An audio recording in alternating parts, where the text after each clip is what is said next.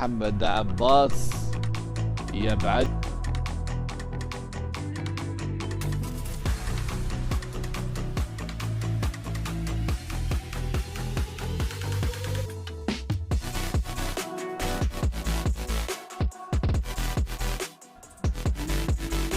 يغير رايه، يلعبها طويله باتجاه يوسف الحسن. احمد البلوشي، احمد البلوشي المراوغه والبحث عن تمريره في الجناح الايسر، يحولها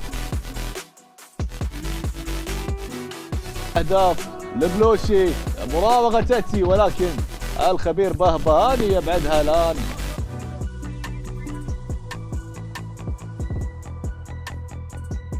حسين العجمي مررها طويله لبلوشي. احمد وفي تدخل من مرمى تشير لوجود تعادل. ونادي الشباب الان يحاول لبلوشي. احمد يرجع يوسف الحسن، عرضيه تاتي راسيه لبلوشي، وفي الجهه اليمنى مراوغه ممكن تشكل خطوره اذا ما غير اللعب. هنالك عرضيه من لبلوشي ولكن يفضل خيار التصويب